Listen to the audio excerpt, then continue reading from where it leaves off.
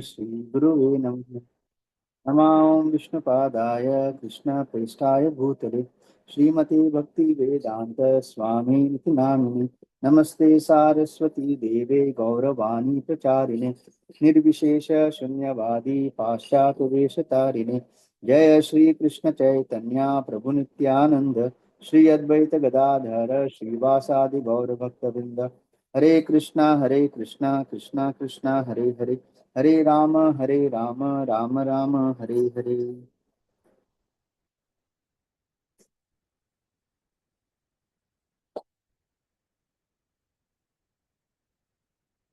मुखं करोति वाचालं पंगुं लंघयते गिरिं, यत्कृपातम् अहं वन्दे श्रीगुरु दीनतारिणं परमानंद माधवं श्री चैतन्य ईश्वरम्। हरे कृष्णा। तो सभी उपस्थित भक्तों के चरणों में दंडवत प्रणाम और सबका स्वागत है आज के मॉर्निंग सेशन में। तो आज हम चर्चा करेंगे, जैसे भगवान भगवत गीता में कहते हैं योगक्षेमम वहाम्यहम्। तो कभी कभी हम जब साधक है, हमको कभी ये लग सकता है कि भगवान हमारे बारे में हमारे बारे में चिंतन करते हैं क्या, हमारे बारे में सोचते हैं क्या, या फिर केवल वो शुद्ध भक्तों का ही चिंतन करते हैं, या योगक्षेमम जो है केवल जो शुद्ध भक्त है, जो उत्तम भक्त है, केवल उनके बारे में। और हम जैसे जो साधक है, जो प्रयास कर रहे हैं अभी भी, जिनकी भक्ति उस स्तर पे नहीं है, तो हम जैसे जो भक्त बनने का जो प्रयास करे, ऐसे जीवों का भगवान सही में चिंतन करते हैं क्या नहीं, कभी कभी हमको लग सकता है। तो आज इसी के ऊपर थोड़ा हम चर्चा करने का प्रयास करेंगे। तो जब भगवान वृंदावन में थे, तो हम जानते हैं कि एक बार वो नंद महाराज और यशोदा मैया से विनंती करते हैं या जिद करते हैं कि अब मैं बड़ा हो चुका हूँ, अभी मुझे भी जो है वन में जाना है गैया चराने के लिए, अभी मैं बछड़े नहीं चराऊंगा, मुझे भी वन में जाना है। तो क्यों ऐसा भगवान जिद करते हैं? और ये पूरा जो है बहुत ही बड़ा महामहोत्सव है, गोपाष्टमी महामहोत्सव होता है। तो क्यों भगवान ऐसा कह रहे हैं? तो हम जानते हैं कि जब भगवान को गोकुल में जब पूतना आई, फिर शक्तासुर, इन ये जैसे राक्षस आए, तो फिर यशोदा मैया नंद महाराज बहुत कृष्ण को लेकर चिंतित थे। और उनको नंद भवन के इर्द गिर्द ही जो है खेलना कूदना घूमना अलाउड था। उसके आगे यशोदा मैया या नंद महाराज उनको भेजते नहीं थे। ज्यादा से ज्यादा वो बछड़े लेके नंदीश्वर पर्वत, जो नंद भवन के एकदम नजदीक है, जहाँ पे यशोदा मैया हमेशा कृष्ण पे अपना नजर रख सकती थी, उतना ही उनको भेजा जाता था। तो आ, भगवान को पता था कि अभी बहुत ही जल्द वो वृंदावन छोड़ के जो है मथुरा जाने वाले हैं। तो उनको बहुत चिंता थी कि ये सारे जो गोप सखियां और ये गोप है, यशोदा मैया नंद महाराज उनसे इतना प्रेम करते हैं और इतना उनका लगाव है, तो अगर मैं अचानक मथुरा चला जाऊंगा, और फिर उनको पता था कि वापस वृंदावन आने वाले नहीं है, तो फिर उनका क्या जो दशा होगी, मतलब उनको विरह का जो मतलब अचानक में चला गया, तो फिर उन लोगों की दशा क्या होगी। तो भगवान इतना मतलब अपने भक्तों के बारे में चिंतन करते हैं। तो सबसे बड़ा उनका कारण था, वो क्यों जाना चाहते थे गैयों के वन में, तो ताकि उनको थोड़ा सा, क्योंकि अगर भगवान निकलते सुबह गैयों को लेके चरा के वन में, तो आएंगे कभी शाम को। तो क्या होगा, धीरे धीरे जो गोपियां है या नंद महाराज यशोदा मैया, उनको थोड़ा बहुत आदत होना शुरू होगा। क्योंकि एक सुबह जो निकलेंगे शाम को आएंगे, तो काफी समय होता है ना, एटलीस्ट एक 7-8 घंटे। वे अभी क्या होता था कि बछड़ों को लेके भगवान केवल एक 2-3 घंटे ही बछड़ों को चराते, और राजभोग जब तक लगता तब वो वापस नंद भवन आते, और उसके बाद वापस नहीं जाते। तो भगवान सोच रहे थे अभी से अगर मैं वन में जाऊंगा और एटलीस्ट एक 7-8 घंटे उनसे दूर रहूंगा, तो धीरे धीरे उनको क्या होगा, मेरा विरह का अनुभव या आदत उनको लग जाएगी। तो भगवान इतना सोचते हैं अपने भक्तों के बारे में। और जैसे कि हम जानते हैं कि गोपी गीत में गोपियां जो गाती है, त्रुटि युगायते वाम पश्यताम। तो उसका अर्थ क्या है, मतलब त्रुटि यानी एक क्षण, तो एक क्षण भी जब वो भगवान को नहीं देखते हैं, तो क्या कहते हैं, हमको वो एक युग के समान है। तो इतना प्रेम या इतना आसक्ति है ब्रजवासियों के भगवान के प्रति। और सोचिए इतना आसक्ति जो है, और अचानक भगवान गायब हो जाएंगे वृंदावन से, और हमेशा के लिए और कभी आएंगे नहीं, तो उनका हाल क्या होगा। हाँ, तो भगवान ये इसका चिंतन कर रहे थे। और आगे भी जब शुरू ही होता है, हाँ, त्वयद्रितात वास त्वाम विचंतवे, तो क्या कह रहे हैं गोपियां कि हम लोग, हमारा प्राण या हम लोग जिंदा क्यों है, हम जीवित इसलिए है क्योंकि आप हो। तो ऐसे जिनका भगवान के प्रति प्रेम है, और अचानक वो उनके नजरों से चले जाएंगे, तो फिर उनकी दशा क्या होगी। तो भगवान हमेशा इसका चिंतन करते थे। तो ये एक मुख्य कारण था कि भगवान गैया चराना चाहते थे, वन में जाना चाहते थे, ताकि ज्यादा से ज्यादा समय वो दूर रहे, और इन यशोदा मैया, नंद महाराज सबको आदत लग जाए भगवान का विरह का। फिर और एक कारण है कि बछड़े जो थे ना जल्दी बड़े हो जाते हैं। तो बछड़ों को भगवान चराते थे, और जैसे वो बड़े हो गए उनको फिर गैयों के इसमें शामिल किया गया। और जब उनको पता चला कि अभी हमको भगवान नहीं चराने वाले हैं, हमको अन्य गोप चराएंगे, तो वो ना गौशाला से बाहर ही नहीं निकलना चाहते थे, क्योंकि अभी उनको पता चला कि भगवान तो आएंगे नहीं वन में।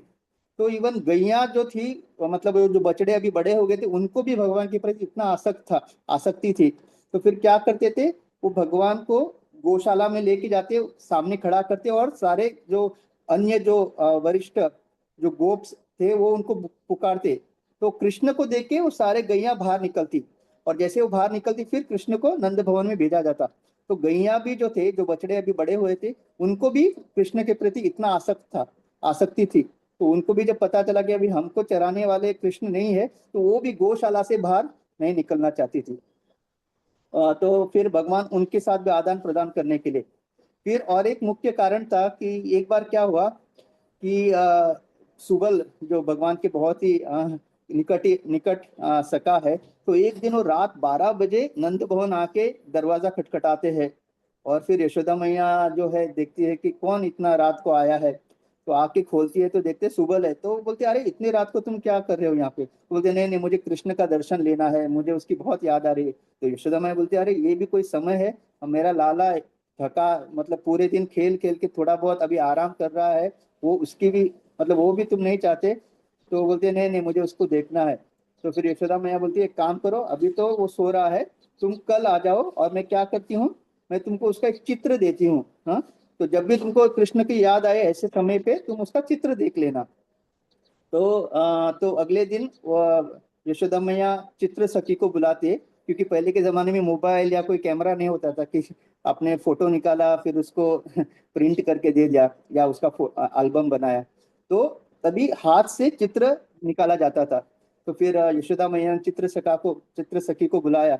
और जब वो भगवान को का चित्र बनाने का प्रयास कर रहे थे, तो भगवान हमको पता है कितने नटखट है, तो एक पोज में नहीं रहते थे, अचानक मुस्कुराते थे, अचानक खड़े होते थे, बैठते थे। तो चित्र सखी बोलने लगी यशोदा मैया को कि आपका लाला जो है ना बहुत नटखट है, मैं उसका चित्र नहीं बना पा रही हूँ, वो मतलब हर बार पोज चेंज कर रहा है, अचानक मुस्कुरा रहा है, अचानक खड़ा हो रहा है, अचानक पीठ दिखा रहा है।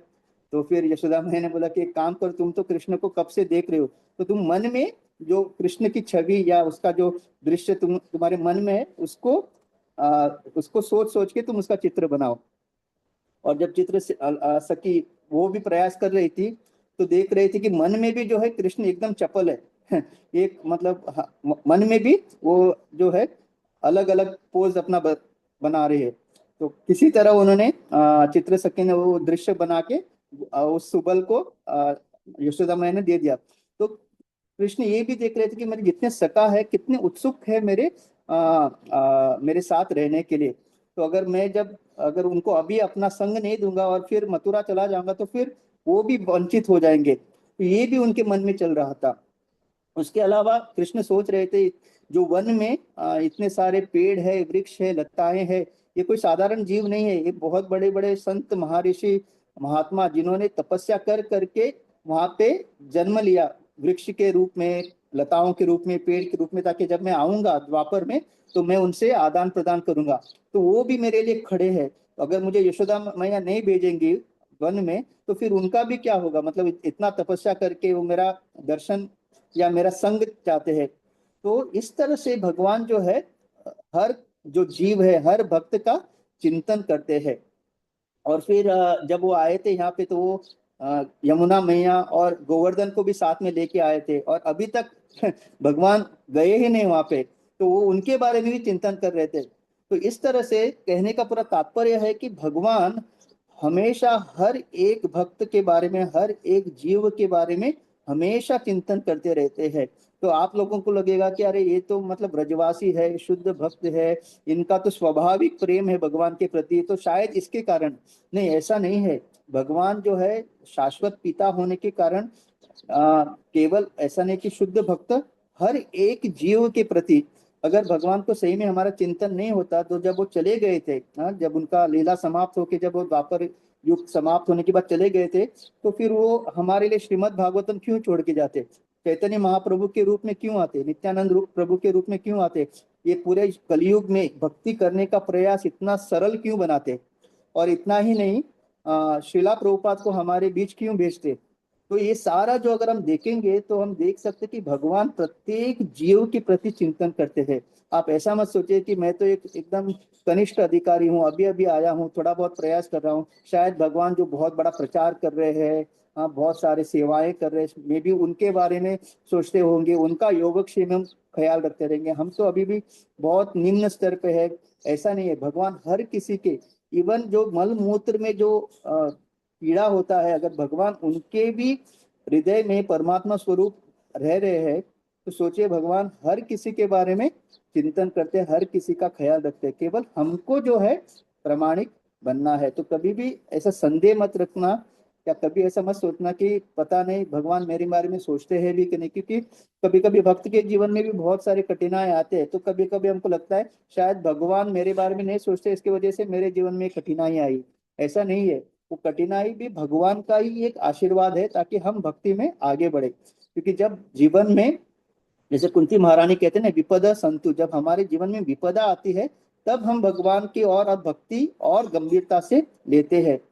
तो अभी जहां तक हमारा, हमको गंभीर होना है भगवान के प्रति, क्योंकि भगवान तो हमारे बारे में निरंतर चिंतन करते हैं। और जो प्रभुपाद के इस आंदोलन में है, या भक्ति आंदोलन में है, हर एक, मतलब अभी अभी मैं भी, कल कोई पहली बार जुड़ा हो, हाँ, भक्ति में कल ही पहली बार कोई प्रोग्राम में आया, उस वक्त उस भक्त का भी या उस जीव का भी भगवान जो है ख्याल रखते हैं, चिंतन करते हैं। केवल भक्तों का नहीं, इवन जो नास्तिकवादी है, ब्रह्मवादी है, जो भगवान को गालियां देते हैं या भगवान का अस्तित्व को नहीं मानते, ऐसे लोगों का भी भगवान मतलब ख्याल रखते हैं, या उनके बारे में हमेशा चिंतित रहते हैं। तो हम भक्तों का तो हमेशा, जो भक्त बनने का जो हम प्रयास कर रहे हैं, हम साधक, हमारा तो 100%। तो एक शुभविलास प्रभु का मैंने बहुत पहले एक प्रवचन सुना था, तो वो केवल कह के, तो एक बार क्या हुआ, नारद मुनि को बहुत उत्सुकता थी कि सारे जीवों को वापस आध्यात्मिक जगत लेके जाने की।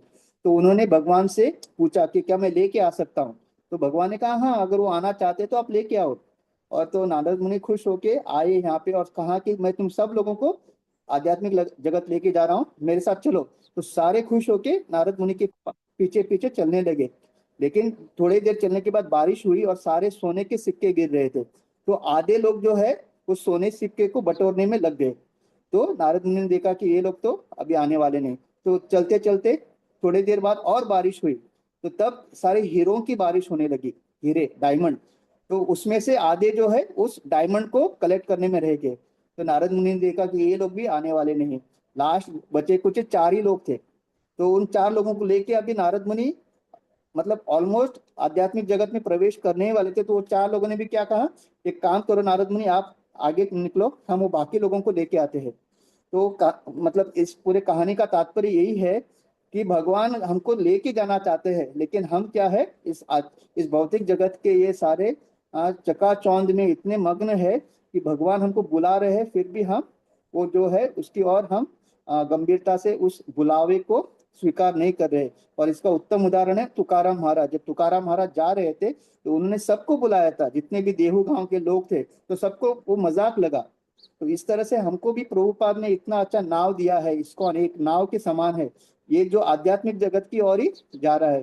तो हमको केवल इस नाव में रह के जो प्रभुपाद ने हमको प्रोसेस दिया है उसको फॉलो करना है, तो अंततोगत्वा हम लोग भी आध्यात्मिक जगत जा सकते हैं। लेकिन अन्य इस कहानी में हमने जब भी देखा, अगर हम भी उसकी तरह से अगर सोने सिक्के यहाँ का जो ऐश्वर्य को बटोरने में हम अपना पूरा मग्न होंगे, तो ये जो हमको मौका मिल रहा है आध्यात्मिक जगत जाने का, हम उसको खो देंगे। तो सबसे इम्पोर्टेंट है कि भगवान हर किसी के बारे में सोच रहे हैं, चिंतन कर रहे हैं, हमारे योगक्षेम के बारे में सोच रहे हैं। तो हमको केवल प्रामाणिकता से भक्ति करनी चाहिए, और बाकी सारा भगवान हमारा संभाल लेंगे। हरे कृष्णा, बहुत बहुत धन्यवाद। पांचाकल्पतरुभ्यश्च कृपा सिंधुभ्यो च पतितानां पावनेभ्यो वैष्णवेभ्यो नमो नमः। श्रील प्रभुपाद की जय। हरे कृष्णा।